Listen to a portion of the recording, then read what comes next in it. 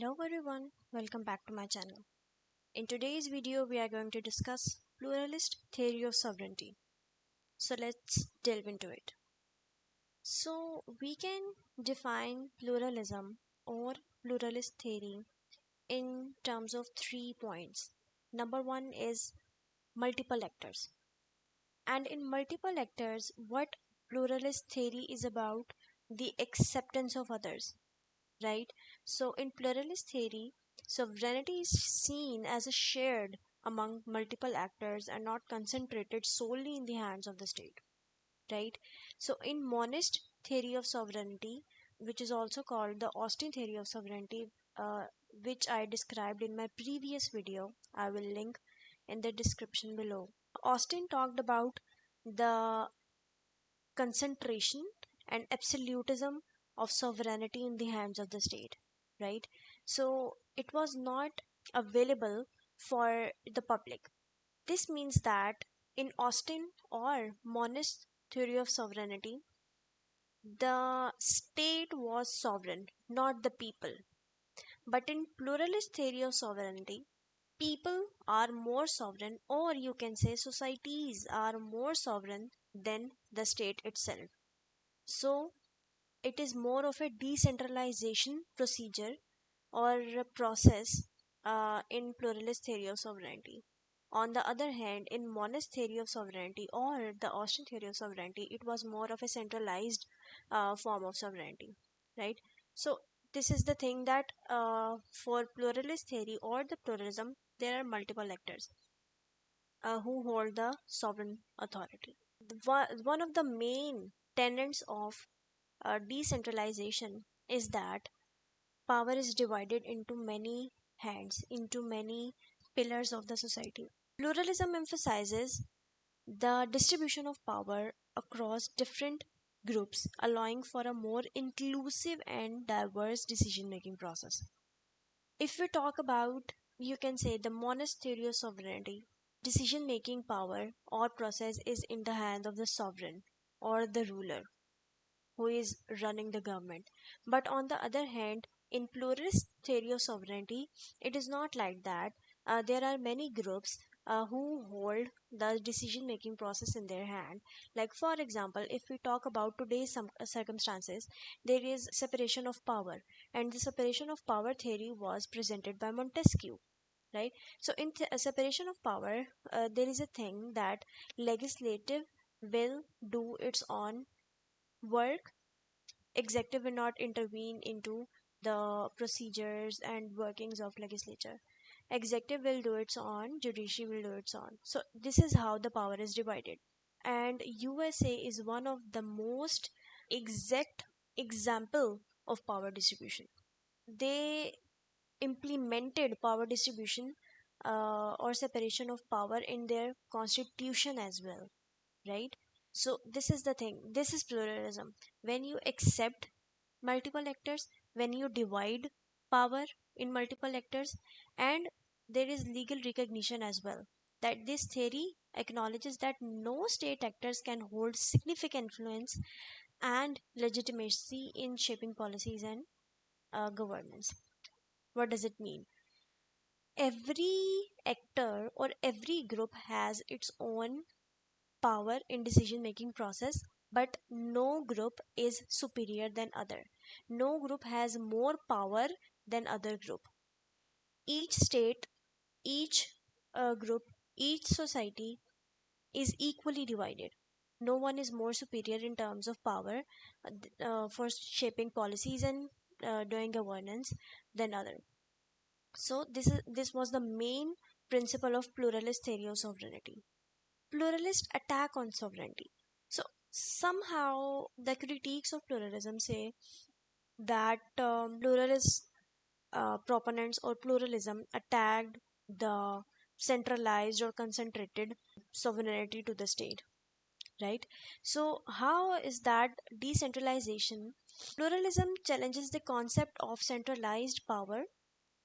Obviously, when pluralism is saying that state does not have centralized power, the power has to be divided, it has to be decentralized. So according to some critiques, they call it attack on sovereignty of the state. And pluralism promotes decentralization to ensure a diverse range of voices are heard.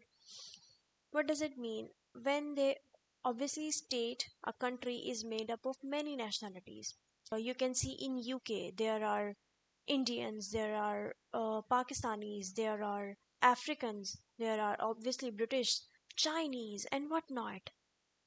Right? So a society is made up of many nationalities and many religions. You can see a lot of religions in USA as well. There is Christianity. Christianity is also divided in Catholicism and Protestant. And then you can see Buddhism, then you can see Hinduism, you can see Islam, you can see Buddhism. Like there are a lot of religions which make up a society. There are a lot of nationalities which make up a society. So when there is one sovereign, not many, then you have to follow the instructions of sovereign. Your voices may not be heard by the sovereign, right? So when there is decentralization, there is division of power. When there is proper system of channels that each voices are to be heard, then there are more of inclusive nature of the society. And when the decentralization promotes in a society that the voices are to be heard, and each individual or each group or each society has to have representation in the society or in the state, then there must be checks and balances. Which pluralism or pluralist theory emphasizes the importance of checks and balances that prevents any single entity from exerting an excessive control. And who checks and balances these kind of things?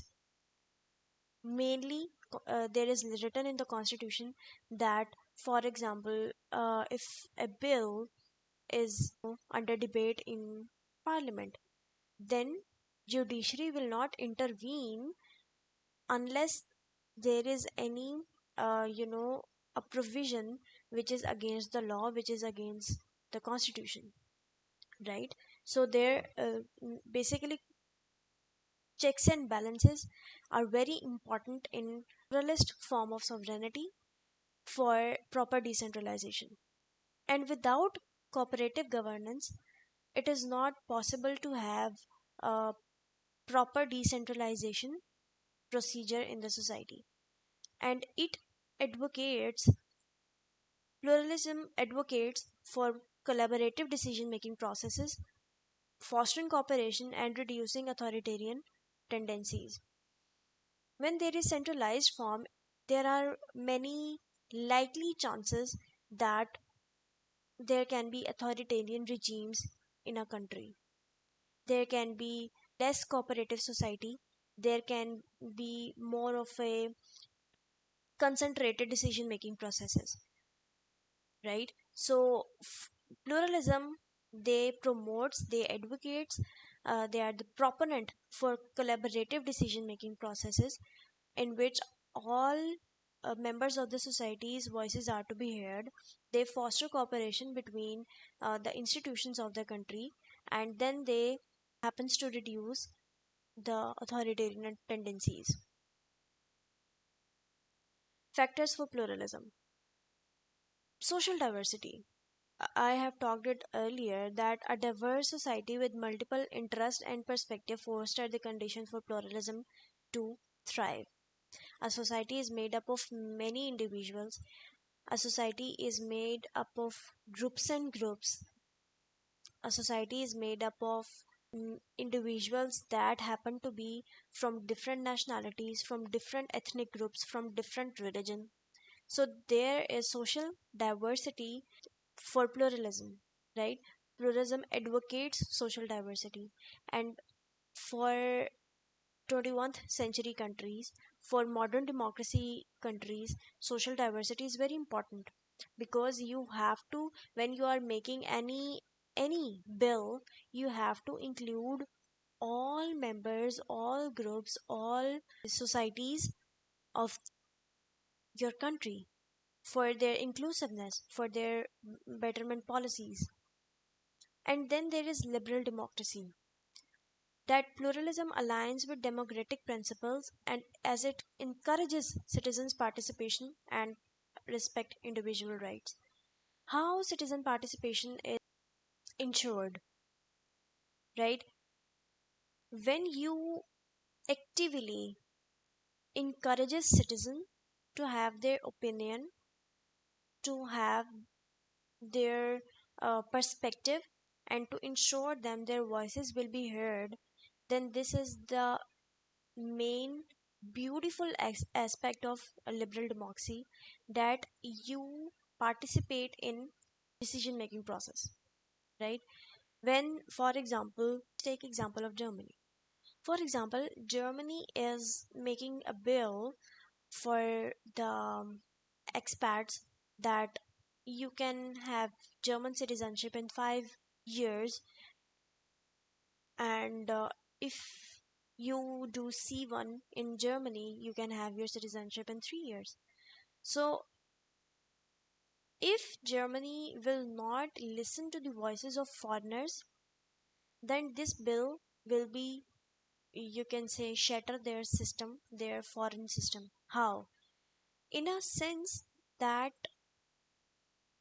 many European countries are built upon the foreigners. For example, UK, sometimes in London or in Birmingham or in many other cities, you see less British people than foreigners, right? So a whole bunch of system is stand on the feet, on the hands of foreigners.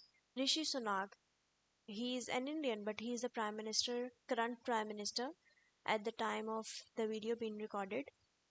He's the current prime minister of UK, right? One of his home minister is from Pakistan, right? So this is how diverse a society is, that a country who is run by Britishers, no one can ever imagine that from a people, a group of people from South Asia, from underdeveloped countries or developing countries, a people can be a prime minister of a state which existed from hundreds and thousands of years, right? So this is the main, you can say, the beauty of liberal democracy, that they encourages citizen participation, they respect individual rights, they enforce law and order. And then obviously globalization, for the past, you can say, 50 years or more, globalization has taken place. The world has become a global village. The interconnectedness brought by globalization has increased the influence of non-state actors in shaping policies. There is lobby, there is many other factors that include the decision making process. And for example, in USA there are lobbies for each institution. Like for example, if you are from a trade union, USA has lobby for it, and that lobby represents the interest for the trade unions, the you can say traders. So this is how the globalization impact, that they connect one parts of the world to the other part of the world, right? So they are inclusive. What was happening in other country, we did not know 100 years ago, but now if, for example, there is any attack in a country, any a terrorist attack in a country, because of globalization, because of interconnectedness, because of vast provision of internet. So this is the thing for pluralism. In Austin theory of sovereignty, state is more inclusive in its policies. It depends upon the ruler, that whether it is more inclined towards letting things go off its territories, or it want to keep things secret, right? So, the group and the state in the pluralist theory of sovereignty. The state. In pluralism, the state is not the sole holder of sovereignty. Right, we have talked it about it. And it is seen as one of the many factors of shared power. Shared power is the most important and beautiful word for the pluralist theory of sovereignty. That all institutions and all groups and all society which are part of the state for the pluralist theory, they share power.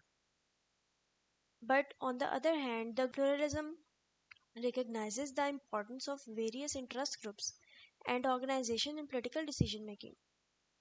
Any country, they have unions, they have education union, they have trade union, they have alliance union. What are these unions meant to be? They just promote their collective societal or group interest to the government so that government make policies according to their interests, right? So this is the thing, but you cannot see this kind of inclusion of groups in monist or Austrian theory of sovereignty. State is everything. Sovereignty, centralized sovereignty is everything to the state, right? So in pluralist theory of sovereignty, it is not like that. Key proponents of pluralist theory of sovereignty: political activists, right? So activists play a crucial role, an important role in advocating for marginalized groups and influencing policy decisions. For example, in a majority country, there are minority groups of people, and these political activists, they raise their voice for those kind of people. For example, you can say in USA there are less atheists than other religions. So these kind of political activists, they raise their voices not to be marginalized group for these kind of people. There are also political activists which raises voice against the violence for the women. Even there is a proper set of organizations who work for women rights, who work for child rights. This kind of, I will also say this is the beauty of pluralist theory of sovereignty, that there is inclusion of every society. You can raise voices if you feel your voice is not heard. You can raise your voice if there is any, if you see your rights are to be attacked, right? So there are labor unions. Labor unions play one of the most crucial role in a society. That labor are those group of people who are exploited a lot. They work hard but they do not get that much pay. They do not get that much pay, right? So labor unions strive to protect workers' right and exert influence on government policies affecting employment and wages. When there was a farmer crisis in India some years ago, in the Narendra Modi government, labor unions play a crucial role for the rights, for reenacting the former policies, right? Because it was, they stopped working and it was affecting the agricultural um, income for India, right? So there are non-profit organizations who contribute to policy making by representing specific causes and advocating for a change. Political activists and non-profit governments or organizations are not the same. They are different, but they sometimes work for the same cause. There are many non-profit organizations who, some of them are national, some of them are regional, even some of them are local, and some of them are international as well, right? For blood bank, Red Cross is one of the most important non-profit organization you see these days. right? So key proponents play a role for implementation of pluralist theory. Sometimes when a leader is in power and he is in the lust of power, they forget how they include the public in decision making. So these kind of unions, activists, and non-profit organization remind them, you are governing the liberal democracy, that our constitution promotes decentralization, our laws promote shared power. Main components and principles of pluralist theory of sovereignty. We have talked about power sharing, that each group share power, no group has more power than the other. Open dialogue, you can dialogue your reservations if you have with others, with various groups. It fosters understanding and consensus building. But in monist theory of sovereignty, it is not like that. You cannot openly have open dialogue with a sovereign, with a ruler, that you are not liking this policy, you are not in the favor of this policy, this any policy, obviously, that these group of policies, these laws are not in the favor of the people, right? So this open dialogue you can have in pluralist theory, in pluralism, because pluralism is all about inclusiveness, is all about acceptance of different groups and group of people, or societies, or religions, ethnic groups, races, whatnot. Protection of minority rights. Pluralism seeks to protect the rights and interests of minority groups, preventing majority dominance. For example, if we talk about China, China has obviously the majority of Chinese people, but there are other nationalities as well, there are other religions as well. So, in pluralism, it seeks to protect the rights and interests of minority groups, right? When we talked about USA, there can be majority of Catholic Christians, there can be majority of Protestant Christians or overall Christians, and then this pluralism protect the rights and interests of minority groups in the form of non-profit organizations, in the form of activists, etc.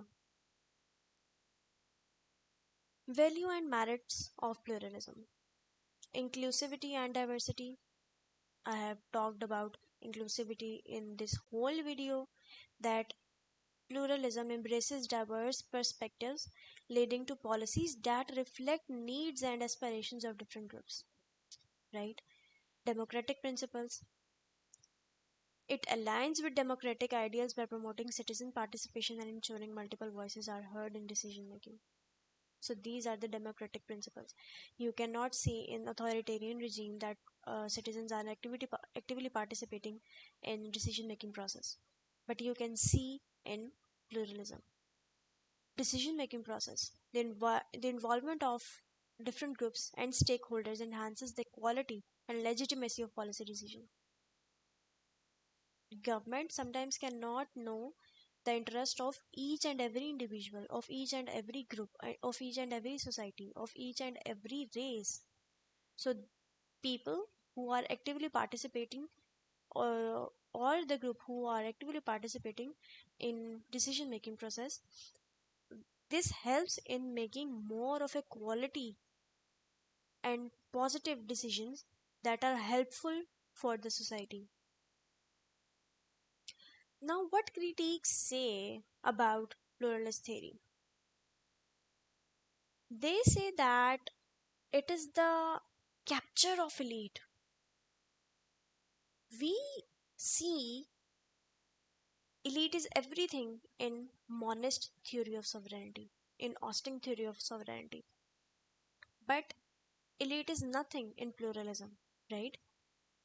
So pluralism may be vulnerable to elite capture, where powerful groups dominate decision making processes. But in pluralism, it is not like that. Everybody, every institution, everyone participate in decision making process, right? Fragmented policies. Now with fragmented policies, with various groups ensuring their own interests, pluralism may result in fragmented and conflicting policy outcomes. How? For example, uh, there are contrasts between labor unions and trade unions. Trade unions want to capture the international organizations, international companies, that they, capture or sign a deal that we will provide you cheaper labor, right? But laborers, on the other hand, they oppose that we do not want to do this. If we are working, then we need to be paid well. So there can be a conflict in policy outcomes. We have seen this. Walmart previously,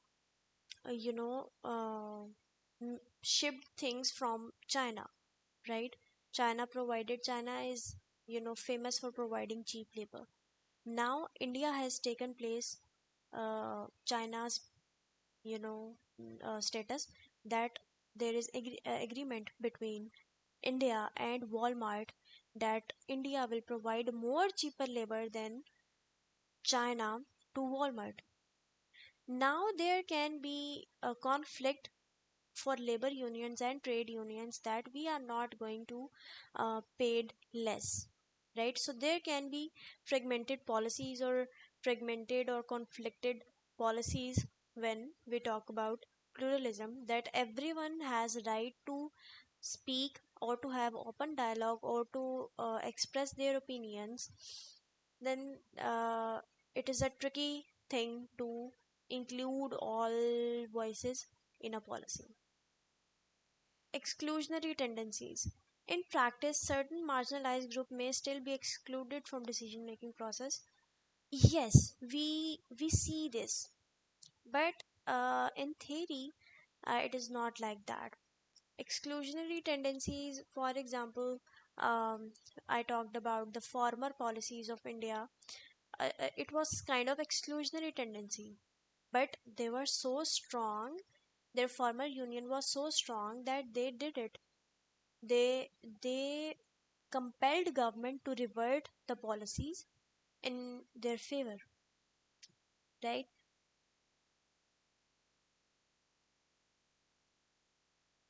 How pluralism applies on modern world. There are environmental activism, there are social movements, there are corporate social responsibilities, there are human right movements, there are women right movements, there are child rights movement, there are education uh, rights movement. There are a lot of movements, and pluralism is seen in the involvement of each of every movements, each of every groups, which advocate for sustainable policies, right? And this can be challenging as well. How?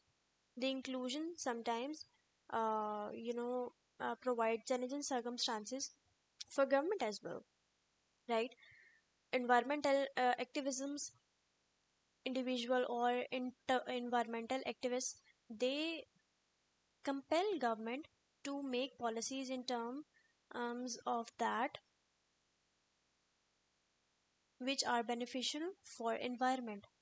We see that there are climate changes incidences all around the world.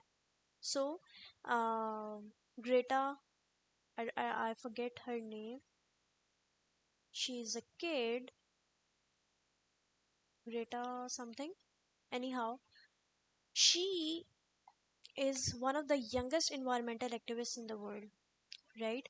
So there is Paris Agreement which says that the overall temperature of the world should be below 2 degrees Celsius. And in 2023, unluckily, it crossed, right? So in social movements, pluralism is evident in various social movements, pushing for equal rights, social justice, and systematic change. Then, obviously, we see corporate social responsibilities. There is a comparison between pluralist theory and monist or dualist theory. I will talk about dualist theory in my one of next videos, but here is some sneak peek of it. Pluralist theory advocates for power sharing among different actors. I have talked it, recognizing the influence of non-state entities. I have talked it. In monasteries assert that sovereignty is solely vested in the state and denies legitimacy and to non-state actors. I have described it. This is one of the most basic difference between pluralist and monist theory. Dualist theory recognizes a separation between domestic and international spheres and grants different levels of sovereignty to each. So this is new thing that they are talking about. The domestic and international spheres should be separated, and each sphere should be granted different level of sovereignty to each other. So what is the conclusion? Conclusion is that the pluralist theory challenges traditional notions of sovereignty and emphasizes the importance of inclusivity, diverse representation, and power sharing for effective governance in our modern interconnected world. Thanks for watching. That's for today. See you tomorrow.